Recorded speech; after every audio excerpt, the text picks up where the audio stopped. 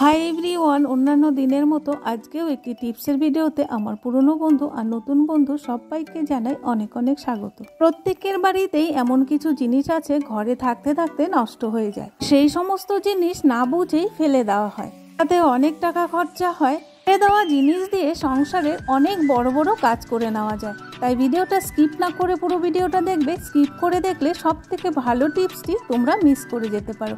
যারা আমার ভিডিও রোজ দেখো তাদেরকে অসংখ্য ধন্যবাদ, আর যারা প্রথম দেখছো তাদেরকেও ধন্যবাদ।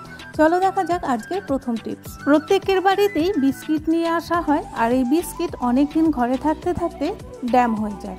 অনেক সময় বাচ্চারা কন্টেনার থেকে বিস্কিট নিয়ে ঢাকনাটা ভালো করে না লাগিয়ে রেখে দেয়, তাতে হাওয়া ঢুকে বিস্কুটগুলি ড্যাম হয়ে যায়। তখন সেই বিস্কিটগুলি আমরা ফেলে দিই, কারণ ড্যাম হয়ে গেছে, খাওয়া যাবে না। এই ছোট্ট টিপসটি অ্যাপ্লাই করলে ড্যাম বিস্কিট আবার ঠিক করে নিতে পারবে। রুটি তাওয়া বা চাটু হালকা গরম করে নিয়ে তার উপর বিস্কুটগুলি দিয়ে দিতে হবে।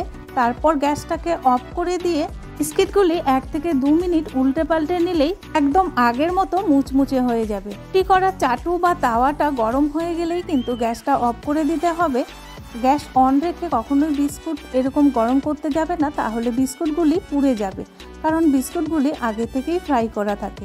চাটুর উপর 1 থেকে 2 মিনিট রাখলেই কিন্তু বিস্কুটগুলি মুচমুচে হয়ে যাবে। বিস্কিটগুলি নামিয়ে নেওয়ার পর একটা বিস্কিট ভেঙে দেখাচ্ছি তোমাদের কতটা মুচমুচে হয়েছে, একদম কিন্তু গুঁড়ো গুঁড়ো হয়ে যাচ্ছে। তো ফেলে দেওয়া ড্যাম বিস্কুটগুলি আবার আগের মতো মুচমুচে হয়ে গেছে। তোমাদেরও যদি এইরকম বিস্কিট ড্যাম হয়ে যায়, ফেলে না দিয়ে এইরকম রুটি তাওয়া বা চাটুর মধ্যে 1 থেকে 2 মিনিট একটু হালকা উষ্ণ গরম করে নিলেই কিন্তু মুচমুচে হয়ে যাবে।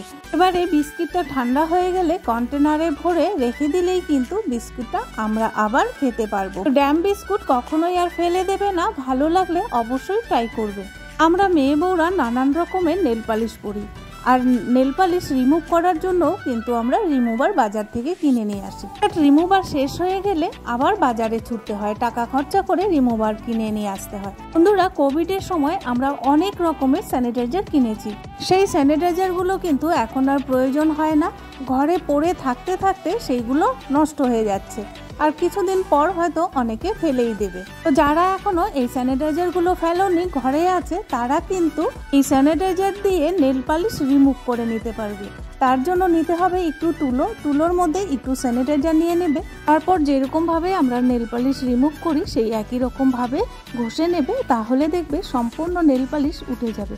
তো ফেলে দেওয়া জিনিস দিয়ে আমরা এরকম নেল পালিশ রিমুভ করে নিতে পারি। সবসময় মেয়েদের বা গৃহিণীদের বাজারে যাওয়া হয় না, আর ছেলেদের কিনে আনতে বললে সেরকম ভাবে বুঝতেও চায় না। আর এই স্যানিটাইজার দিয়ে নেল পালিশ রিমুভ করলে দেখবে আমাদের দোকানে গিয়ে আর রিমুভার কিনতেও হচ্ছে না, সময়ও নষ্ট হচ্ছে না, টাকাও খরচা হচ্ছে না। আমরা ফেলে দেওয়া জিনিস দিয়ে সুন্দরভাবে রিমুভ করে নিতে পারছি। দেখতেই পাচ্ছ বন্ধুরা, নখগুলো কিন্তু একদম নেল পালিশ রিমুভ হয়ে গেছে। আমাদের রিমুভার কিনতেও হলো না, বাজারেও যেতে হলো না। এতে যদি একটাও স্যানিটাইজার থাকে কখনোই ফেলে দেবে না, এইরকম অনেক কাজ করে নিতে পারবে। ভালো লাগলে অবশ্যই ট্রাই করবে। সলাই আমাদের প্রত্যেকটা বাড়িতেই দরকার, সকাল বিকেল সন্ধে সব সময়। আর এই সলাই বর্ষার সময় ঘরে থাকতে থাকতে ড্যাম হয়ে যায় আর জ্বলতে চায় না। আজকের টিপসটি অ্যাপ্লাই করলে কখনোই আর সলাই ড্যাম হবে না। তার জন্য গ্যাসের ওভেন অন করে রুটি তাওয়া বা চাটু বসিয়ে দিয়ে হালকা গরম হলে সলাইটা 1 থেকে 2 মিনিট রেখে দেবে। সলাই গরম হয়ে গেছে আর জ্বালাতে কোনো অসুবিধা হচ্ছে না। রুটি করার পর চাটুটা গরমই থাকে, তখন যদি সলাইগুলো রেখে দাও চাটুর উপরে, তাহলে আর গ্যাস অন করতে হবে না। আবার ভাত রান্না করার পর গ্যাসের বার্নারের মধ্যেও সলাই রেখে দিতে পারো, তাহলে সলাই একদম গরম থাকবে আর জ্বালাতে কোনো অসুবিধা হবে না। এই ধরনের বক্সগুলো প্রত্যেকের বাড়িতেই থাকে, কিংবা কোনো কন্টেনারে সলাইগুলো ভরে রাখলে অনেক দিন পর্যন্ত ঠিক থাকবে। ভালো লাগলে অবশ্যই ট্রাই করবে। নিয়ে নেবে একটা প্যাডটা কি কাজে লাগাবো তোমাদের বলছি। আর এই প্যাডের মধ্যে লাগিয়ে নিতে হবে পারফিউম। একটু বেশি করে পারফিউমটা লাগিয়ে নেবে। কোনো পারফিউমে নিতে পারো, তোমরা যেটা ইউজ করো সেটাই নেবে। তো একটু বেশি পরিমাণে পারফিউমটা আমি নিয়ে নিলাম। এবার এটা কি কাজে লাগাচ্ছি চলো দেখা যাক। বন্ধুরা, প্রত্যেকের বাড়িতেই আলমারিতে প্রচুর পরিমাণে জামা কাপড় থাকে, আর বর্ষার সময় দেখবে জামা কাপড়গুলো একদম স্যাঁতস্যাঁতে গন্ধ হয়ে গেছে। সেই স্যাঁতস্যাঁতে গন্ধের জন্য নতুন জামা কাপড়ও কিন্তু অনেক সময় পরতে ইচ্ছে করে না। তো এই পারফিউম লাগানো প্যাডটা আলমারির এক কোণায় যদি লাগিয়ে রাখো, প্রত্যেকটা জামা কাপড়ের মধ্যে পারফিউমের গন্ধ চলে আসবে আর স্যাঁতস্যাঁতে গন্ধ থাকবে না, জামা কাপড় পরতে আর কোনো অসুবিধা হবে না। খুব ভালো একটি টিপস। এই টিপসটি কিন্তু তোমরা অবশ্যই অ্যাপ্লাই করতে পারো। প্যাডের মধ্যে যে পারফিউম লাগানো আছে, আলমারি বন্ধ থাকাতে সেই পারফিউমটা আস্তে আস্তে জামা কাপড়ে ছড়িয়ে পড়বে আর জামা কাপড় পরতে কোনো অসুবিধা হবে না। ভালো লাগলে অবশ্যই ট্রাই করবে। নিয়েছি এক টুকরো খবরের কাগজ। এই খবরের কাগজটা সমান করে মাঝ বরাবর ছিঁড়ে নেব। তারপর একটা টুকরোকে 4 ভাজে ভাঁজ করে নেব। তোমরা দেখতেই পাচ্ছ কিভাবে করছি। তো এরকম ভাবে একটা টুকরো করে নিলাম। এবার এটা কি কাজে লাগাবো? বন্ধুরা, আমরা সব সময় মোবাইল চার্জ করি, অনেক সময় চার্জারটা ঢিলে হয়ে যায়, প্লাগ পয়েন্টে লাগতে চায় না, খুলে পড়ে যায়। আর মোবাইলও চার্জ হতে চায় না। মোবাইল যদি একবার নিচে পড়ে যায় তাহলে ভেঙে যায়, অনেক টাকার ক্ষতি। তো এক টুকরো পেপারকে 4 ভাঁজ করে নিয়ে চার্জারের যে পয়েন্টটা আছে সেই পয়েন্টটাতে পেপারের টুকরোটা ঢুকিয়ে দিয়ে তারপর প্লাগ পয়েন্টে চার্জারটা লাগিয়ে দেবে। তারপর মোবাইল চার্জে দিলে মোবাইল খুব তাড়াতাড়ি চার্জ হবে। দেখতেই পাচ্ছ চার্জারটা কিন্তু খুব টাইট হয়ে লেগে গেছে। ভালো লাগলে অবশ্যই ট্রাই করবে। এই ধরনের গ্রেটারগুলো আমরা প্রত্যেকেই কিচেনে ইউজ করে থাকি নানান রকম জিনিস গ্রেট করার জন্য। যখন আমাদের অল্প মশলা দরকার হয় তখন আমরা এই গ্রেটার দিয়েই কাজ চালিয়ে নিই। বন্ধুরা, এইসব গ্রেটারগুলো কিন্তু গ্রেট করতে করতে ধার চলে যায়, আর গ্রেটারের ধার চলে গেলে আমরা যে কোনো জিনিসই গ্রেট করব না কেন একদমই হতে চায় না। তো যখনই গ্রেটারের ধার চলে যাবে, আমাদের যে পুরনো নেল পালিশের শিশিগুলো আছে সেইগুলোর পিছনটা দিয়ে গ্রেটারটা এরকম ঘষে নেবে, তাহলে দেখবে গ্রেটারটা একদম ধারালো হয়ে গেছে, যে কোনো জিনিসই গ্রেট করতে পারছো। ভালো লাগলে অবশ্যই ট্রাই করবে। গাঠি কচু প্রত্যেকটা বাড়িতেই খাওয়া হয়, অনেকেই আবার মুখী কচু বলে। এই গাঠি কচুর খোসা ছাড়ানোর জন্য অনেকেই রান্না করতে চায় না। গাঠি কচু বা মুখী কচু খোসা ছাড়াতে গিয়ে অনেক সময় হাত চুলকায়, হাত কালো হয়ে যায়, সেই কালো দাগটা কিছুতেই উঠতে চায় না। সেই হাত তখন লোকের সামনে বের করতে ভালো লাগে না। গাঠি কচু বা মুখী কচুর খোসা ছাড়ানোর আগে হাতের মধ্যে সামান্য একটু সর্ষের তেল আর একটু নুন ভালো করে সারা হাতে মেখে নেবে। তাহলে গাঠি কচুর খোসা ছাড়ানোর সময় হাত চুলকাবেও না আর কালোও হবে না। তাড়াতাড়ি খোসা ছাড়ানোর জন্য নিয়ে নেবে একটা ছোট্ট কৌটোর ক্যাপ। তাহলে আমাদের প্রত্যেকের বাড়িতেই কিন্তু এই গরমে কোল্ড ড্রিঙ্কস নিয়ে আসা হয়, নানান রকম জুস নিয়ে আসা হয়, সেই সমস্ত জুসের একটা ক্যাপ নিয়ে নেবে। আর এই ক্যাপ দিয়ে গাঠি কচু বা মুখী কচুর খোসা ছাড়ানো এত তাড়াতাড়ি হয়ে যায়, না করলে বুঝতেই পারবে না। ঘন্টার কাজ মিনিটের মধ্যে হয়ে যাবে। ছুরি বটি কাঁচি কিচ্ছু লাগবে না। ছুরি বটি দিয়ে এই গাঠি কচু খোসা ছাড়াতে গিয়ে অনেক সময় হাতে লেগে যায়, কারণ এই গাঠি কচু অনেকটাই পিচ্ছিল ধরনের হয়, আর ছুরি দিয়ে কাটতে গেলে অনেকের হাতও কেটে যায়। গৃহিণীদের কাজ কমিয়ে নেওয়ার জন্য এই ছোট্ট ছোট্ট টিপসগুলি কিন্তু ভীষণ উপকারী। বন্ধুরা, তোমরা নিজে চোখে দেখতে পেলে কত কম টাইমের মধ্যে গাঠি কচু খোসা ছাড়ানো গেল। তোমরা নিজে চোখে দেখতেই পেলে একটা ফেলে দেওয়া ক্যাপ দিয়ে কত তাড়াতাড়ি গাঠি কচুর খোসা ছাড়িয়ে নেওয়া যায়। ভালো লাগলে ট্রাই করবে, অনেকটাই উপকৃত হবে। তোমরা কি কখনো গ্যাসের ওভেনে নারকেল তেল ব্যবহার করেছো? যদি না করে থাকো একবার হলেও ব্যবহার করে দেখবে, গ্যাসের খরচা অনেকটাই কমে যাবে। নিয়ে নেবে কিছুটা উষ্ণ গরম জল আর নিয়ে নেবে হাফ চামচ ডিটারজেন্ট। যে ডিটারজেন্ট তোমরা ইউজ করো সেই ডিটারজেন্ট নিলেই হবে। আর নিয়ে নেবে 1 চামচের মতো বেকিং সোডা, আর নিয়ে নেবে 2 চামচের মতো। এই সমস্ত উপকরণ প্রত্যেকের কিচেনেই কম বেশি থাকে। ভিনেগার দেওয়ার সাথে সাথে রিয়াকশন কিন্তু শুরু হয়ে গেছে। প্রত্যেকের কিচেনেই গ্যাসের ওভেন খুবই ইম্পর্টেন্ট, তাই গ্যাসের বার্নারটা 15 দিনে একদিন হলেও কিন্তু ক্লিন করতে হয়। যদি 15 দিনে সম্ভব না হয় তাহলে মাসে একবার হলেও এই গ্যাসের বার্নার ক্লিন করে নিতে হয়। সময় রান্না করতে করতে ভাতের মার পড়ে যায় কিংবা সবজির ঝোল পড়ে যায়, তখন এই গ্যাসের বার্নারের ছিদ্রগুলো ব্লক হয়ে যায়। ব্লক হয়ে গেলে গ্যাসটা আর বেরোতে চায় না, আটকে যায়।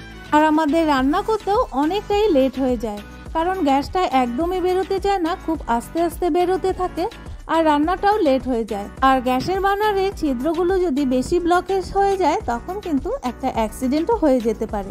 যে সলিউশনটা তৈরি করেছিলাম তার মধ্যে গ্যাসের বার্নারগুলো ডুবিয়ে রেখে দিতে হবে 15 থেকে 20 মিনিট। তাহলে গ্যাসের বার্নারে যে আয়রন জমে ব্লকেজ হয়ে গেছে সেইগুলো কিন্তু খুলে যাবে। আর বার্নারটা একদম চকচকে হয়ে যাবে। তোমরা দেখতেই পাচ্ছ রিয়াকশন কিন্তু শুরু হয়ে গেছে, বার্নারটা পরিষ্কার হতে শুরু করেছে। এলাম 15 মিনিট পর একটা স্কচব্রাইট বা স্টিলন দিয়ে বার্নারের মধ্যে ভাতের মার, তারপর আয়রন জমে যে ব্লকেজ হয়ে গেছে সেই সমস্তগুলো খুলে দিতে হবে। তো বন্ধুরা, আজকের টিপসগুলো তোমাদের কাছে কেমন লাগলো তোমরা অবশ্যই একটা লাইক করে কমেন্টস করবে। আমাদের দেওয়া একটা লাইক আমাদের নিত্য নতুন ভিডিও বানাতে অনেকটাই মোটিভেট করে। আর যদি কোনো নতুন বন্ধু এসে থাকো আমার চ্যানেলে, এই ভিডিওটা দেখছো, অবশ্যই সাবস্ক্রাইব করে বেল নোটিফিকেশনটি অল করে রাখবে, তাহলে আমি যখনই যে কোনো বিষয়ে ভিডিও আপলোড দেবো না কেন নোটিফিকেশন সবার আগে তোমাদের কাছে পৌঁছে যাবে। তো বন্ধুরা, তোমরা তোমাদের সুবিধে মতো মাসে একবার হলেও গ্যাসের বার্নার পরিষ্কার করে নেবে, তাহলে দেখবে অনেকটাই সেফ থাকবে। এবার পরিষ্কার জল দিয়ে বার্নারগুলো ধুয়ে তোমাদের দেখাচ্ছি কতটা পরিষ্কার হয়েছে। তো এবারে পরিষ্কার জল দিয়ে ধুয়ে নিয়েছি, তোমরা দেখতেই পাচ্ছ গ্যাসের বার্নারগুলো কত সুন্দরভাবে পরিষ্কার হয়েছে। এবারে একটা কিচেন টাওয়াল বা কটনের কাপড় দিয়ে গ্যাসের বার্নারে যে জলটা আছে সেটা মুছে নিতে হবে। গ্যাসের বার্নারের গায়ে যেন একটুকু জল না থাকে। তো বন্ধুরা, প্রত্যেকের বাড়িতেই নারকেল তেল থাকে।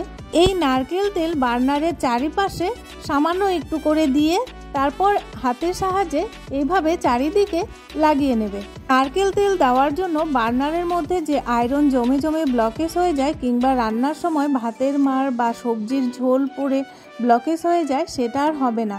ছিদ্রগুলো ফ্রি থাকবে আর খুব তাড়াতাড়ি রান্নাও হবে। গ্যাসের বার্নারে চারিদিকে আগুনটা ছড়িয়ে সুন্দরভাবে বেরোবে, রান্নাও করতে খুব সুবিধে হবে, তাড়াতাড়ি হবে। বার্নারে ছিদ্রগুলো ব্লকেজ থাকলে একদমই আগুন বেরোতে চায় না আর রান্নাও হতে চায় না। তো বন্ধুরা, শুধু বার্নারের মধ্যে নারকেল তেল লাগাবে না, একটা কাঁটা চামচ নিয়ে নেবে, তার মধ্যে একটা কটনের কাপড় কিংবা তুলোও নিতে পারো, যেটা তোমাদের সুবিধে মনে হয়। এখানে আমি একটা কটনের কাপড় কাঁটা চামচের মধ্যে পেঁচিয়ে একটা রাবার ব্যান্ড দিয়ে আটকে নিচ্ছি, তাহলে কাপড়টা খুলে যাবে না। এবার এই কাপড়ের মধ্যে সামান্য একটু নারকেল তেল দিয়ে বার্নার খুলে নেওয়ার পর যে জায়গাটা আছে সেই জায়গাতেও কিন্তু আয়রন জমে জমে একদম ব্লকেজ হয়ে যায় আর ভীষণ নোংরাও হয়ে থাকে। এই নোংরা জার্মগুলো যদি পরিষ্কার না করো তাহলে একদমই গ্যাস বেরোতে চাইবে না, আটকে থাকবে, আর তখন দুর্ঘটনা ঘটার সম্ভাবনাটা বেশি। তো প্রত্যেকেরই এই গ্যাসের ওভেন পরিষ্কার পরিচ্ছন্ন রাখা উচিত। পরিষ্কার পরিচ্ছন্ন যত থাকবে গ্যাসের ওভেন, ততটাই নিজে সেফ থাকবে। সেই জন্য সবসময় গ্যাসের ওভেনটা পরিষ্কার পরিচ্ছন্ন রাখা উচিত। ছোট বার্নারটাতেও একইভাবে এইরকম নারকেল তেল লাগিয়ে রাখবে, তাহলে দেখবে খুব ইজি হয়ে যাবে আর আমাদের বার্নারটা খুব সুন্দরভাবে জ্বলতে থাকবে। আজকের টিপসগুলো যদি একটুকু ভালো লেগে থাকে তোমাদের কাছে, যদি মনে করো একটু হলেও উপকৃত হয়েছো, তাহলে ফ্যামিলি আর বন্ধুদের সাথে শেয়ার করতে একদমই ভুলবে না। কটনের কাপড়টা তোমরা দেখে নিশ্চয়ই বুঝতে পারছো যে গ্যাসের বার্নারের ভেতরটা কতটা নোংরা হয়েছিল। এবারে গ্যাসের ওভেনটা জ্বালিয়েও দেখাচ্ছি কত সুন্দরভাবে জ্বলছে। দেখতেই পাচ্ছ আগুনের কালারটা একদম কোনো আয়রন নেই, কোনো ব্লকেজ নেই, কি সুন্দর ফ্রিভাবে জ্বলছে। আমার ভিডিও ফার্স্ট থেকে লাস্ট পর্যন্ত দেখলে তাদেরকে অসংখ্য ধন্যবাদ।